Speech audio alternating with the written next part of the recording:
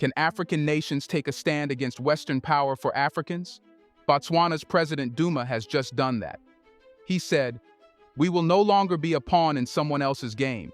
It's time for Africa to reclaim its sovereignty." The crowd, initially stunned by the audacity of his words, erupts into cheers and applause. It's clear that this is not just rhetoric.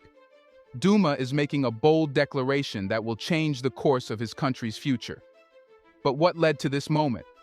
Why would Botswana, a relatively stable and prosperous nation, risk provoking the ire of a superpower? And what does Duma hope to achieve by taking on one of the world's most powerful militaries? Let's find out.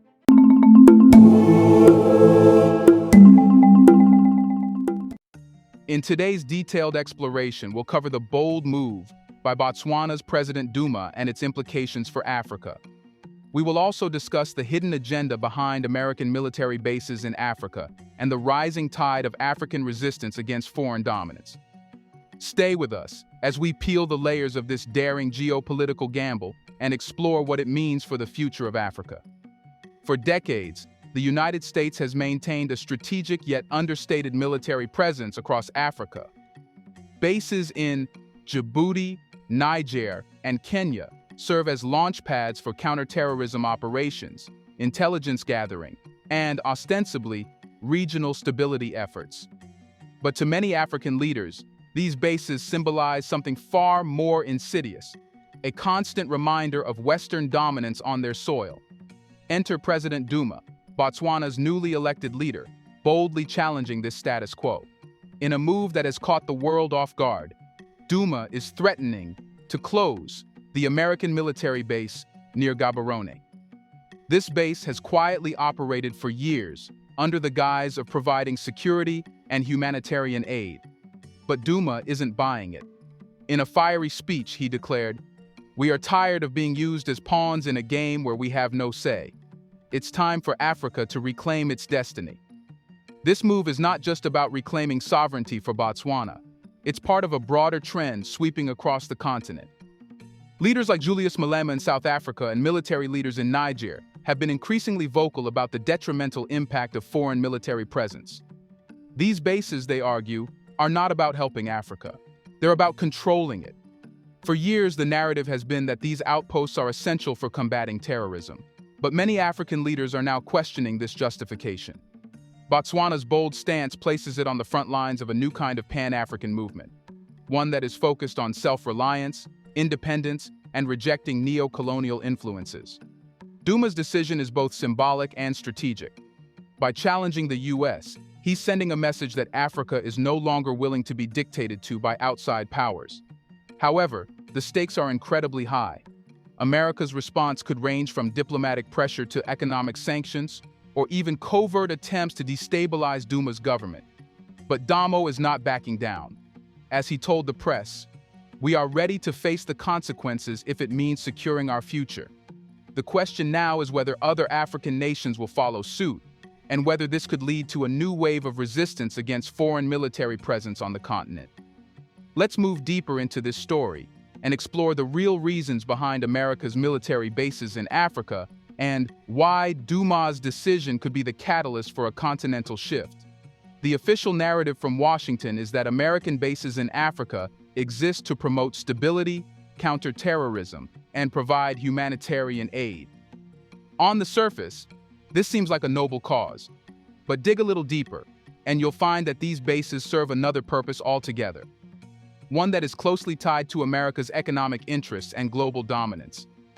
Africa is rich in natural resources, from oil and gas to rare earth minerals and metals that are essential for the global tech industry.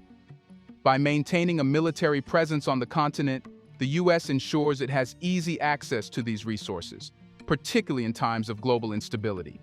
The military bases act as both a deterrent to rival powers like China and Russia and as a safeguard to American corporations operating in Africa.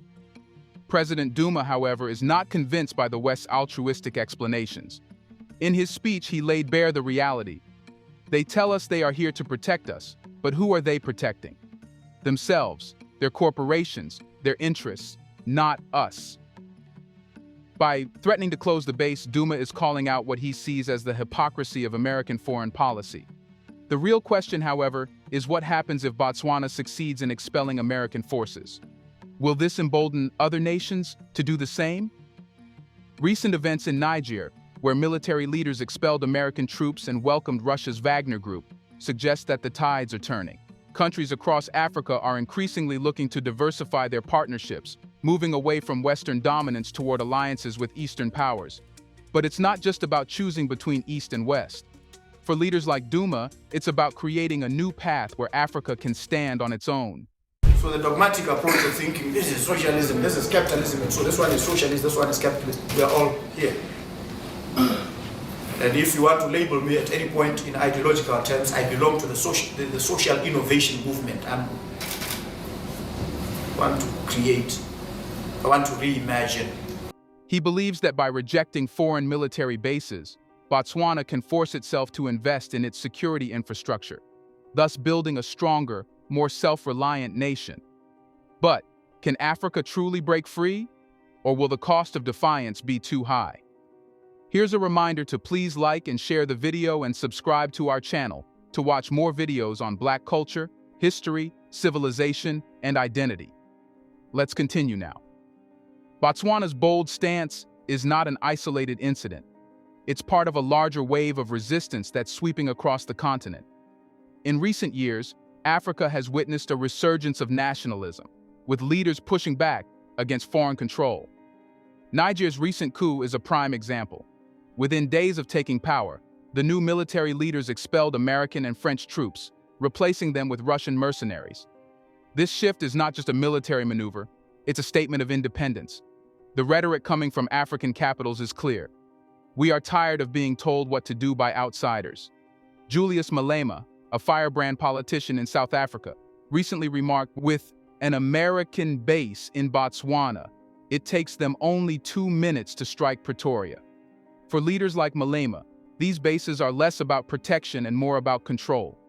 The implications of this rising tide of resistance are profound. If Botswana follows through with its plan to close the American base, it could trigger a domino effect across the continent. Countries like Uganda, Mali, and even Ethiopia are watching closely. If Duma succeeds, we could see a wave of expulsions that would fundamentally alter the balance of power in Africa. But the risks are real. Western powers are not known for letting go easily. The last time an African leader, Muammar Gaddafi, tried to push for greater African independence, he was swiftly removed from power. Will Duma meet the same fate, or will he succeed in lighting the fuse for a new era of African self-determination? In his speeches, Duma has been unwavering in his conviction. Africa can never truly be free if it continues to rely on foreign military support. By closing the American base, he argues, Botswana will be forced to invest in its defense capabilities. The president has laid out an ambitious plan to modernize the country's military, increase defense spending, and develop local industries that can support security needs. In recent months, Duma's administration has already begun allocating resources toward upgrading Botswana's military infrastructure. Contracts have been awarded to local companies to produce military equipment, while efforts are being made to train a new generation of soldiers in modern warfare tactics. The president believes that by fostering a strong domestic defense industry, Botswana can create jobs, stimulate economic growth, and reduce its dependence on foreign aid. However, critics argue that this vision may be overly optimistic. Developing a self-sustaining military is no small feat, especially for a country with a relatively small economy. The cost of modern weaponry, surveillance technology, and training programs can quickly add up, potentially straining Botswana's budget. Duma, however, remains confident. In a recent interview, he stated, "We have been dependent for too long. It's time we invest in ourselves, even if it means making sacrifices in the short term." While Duma's vision is inspiring, it comes with significant risks. The United States, though criticized for its military presence, has been a key economic partner for Botswana. American aid has funded various infrastructure projects, healthcare programs, and educational initiatives. The military base itself has contributed millions of dollars to the local economy, providing jobs and stimulating businesses in Gaborone. Shutting down the base could potentially lead to the loss of this economic support. Analysts warn that Botswana might face reduced foreign investment and decreased access to international markets if it distances itself from Western powers. The risk of economic sanctions or diplomatic isolation is not out of the question. After all, the United States has a long history of using economic pressure to punish nations that defy its interests. Despite these concerns, Duma remains undeterred. For him, the price of sovereignty is worth paying. He has been vocal about the need for Africa to reduce its reliance on foreign aid, which he believes often comes with strings attached. Instead, Duma is looking to foster stronger economic ties with Eastern powers like China and Russia, who have been eager to step in where the West retreats. In the wake of the announcement, Botswana has already begun exploring new partnerships with China and Russia. Both countries have expressed support for Botswana's move towards self-reliance, offering to provide military training, equipment, and financial assistance. The Chinese government has proposed joint ventures to develop Botswana's mining sector, while Russia has offered to supply advanced defense systems at a fraction of the cost of Western alternatives. This pivot towards Eastern powers is not just about military support. It's also a strategic economic decision. China has been investing heavily across Africa through its Belt and Road Initiative, funding infrastructure projects that are transforming the continent. By aligning itself with China, Botswana hopes to attract investments that can help it develop its economy and reduce its dependence on Western aid. However, this shift is not without its challenges. Critics warn that aligning too closely with China and Russia could simply replace one form of dependency with another. There are concerns that Chinese investments, while lucrative, often come with hidden costs, such as debt traps and the exploitation of local resources. Duma, however, insists that Botswana will negotiate on its terms, ensuring that any agreements made with China or Russia benefit the people of Botswana first. One of the most pressing concerns about shutting down the American base is the potential security vacuum it could create.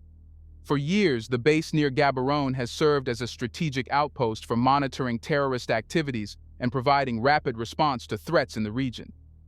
Without American support, Botswana could find itself more vulnerable to internal and external threats. Duma, however, sees this as an opportunity rather than a liability. He argues that the presence of foreign troops has made Botswana complacent, relying on outsiders to solve its security challenges. By closing the base, he believes Botswana will be forced to take ownership of its security, fostering a stronger, more resilient military force. Back on the streets of Gaborone, the mood is mixed. While many citizens are proud of Duma's bold stance, others are worried about what the future holds. Local businesses that have benefited from American investments are concerned about losing contracts, while families that have relied on aid programs funded by the U.S. fear that they will be left without support. Yet, there is also a palpable sense of pride among the people. For decades, African nations have been seen as pawns in the geopolitical games of powerful nations. But now, with leaders like Duma stepping forward, there is hope that Africa can finally chart its course. One resident summed it up: "We've been under the influence of others for too long. It's time we take control of our destiny, even if it means making sacrifices." So let's continue watching that situation for you as we also get you a sense of what's taking place not too far from Mozambique. President-elect Duma in Botswana is said to be sworn in the country's capital, Gaborone, the umbrella for democratic change, winning last week's election, ending the Botswana Democratic Party's 58-year rule. So, what's next for Botswana? As the dust begins to settle on Duma's announcement, the world watches with bated breath. The president's decision to close the American base is more than just a bold statement. It's a test of whether Africa can truly stand on its own. If Botswana succeeds, it could inspire other nations to follow suit, leading to a continental shift towards self-reliance and independence. But if the plan backfires, it could leave Botswana isolated, vulnerable, and struggling to fend off both internal and external threats. The coming months will be critical. Will Duma's gamble pay off, or will it prove to be a step too far? To fully appreciate the significance of Botswana's decision, it's essential to understand the historical context. For centuries, Africa has been a battleground for foreign powers vying for control over its vast resources. From the colonial era, when European nations carved up the continent, to the Cold War, where the US and the Soviet Union fought proxy wars, Africa has rarely been allowed to determine its destiny. Fast forward to the 21st century, and while the colonial flags have long been taken down, the struggle for influence over Africa continues. The battleground has simply shifted from direct colonization to more subtle forms of control, such as military bases, economic aid with strings attached, and the extraction of resources under the guise of investment. For decades, the United States has maintained a network of military bases across the continent, ostensibly to combat terrorism and promote stability. However, many African leaders and citizens are beginning to question whether these bases serve Africa's interests or merely perpetuate Western control. President Duma's bold move to challenge this status quo has struck a chord across the continent, inspiring a new wave of African leaders to rethink their alliances. But can Africa truly stand on its own? The challenges are immense. Decades of reliance on foreign aid and military support have left many African nations ill-equipped to handle their own security needs. Critics argue that closing foreign bases could leave countries vulnerable to terrorism, internal conflict, and economic instability. However, proponents of self-reliance believe that African nations have no choice but to take control of their destinies if they want to break free from the cycle of dependence. Botswana's decision to potentially close the American base is not just a symbolic act. It's a litmus test for whether Africa can truly achieve sovereignty. By rejecting foreign military support, Duma is betting that his country can build its defense capabilities. If successful, this move could set a precedent for other African nations, proving that it is possible to stand up to superpowers and chart an independent course. While Duma's vision of an independent, self-reliant Africa is inspiring, the risks of defying a superpower like the United States are real. History has shown that countries that attempt to break free from Western influence often face significant pushback, whether through economic sanctions, covert operations, or even military interventions.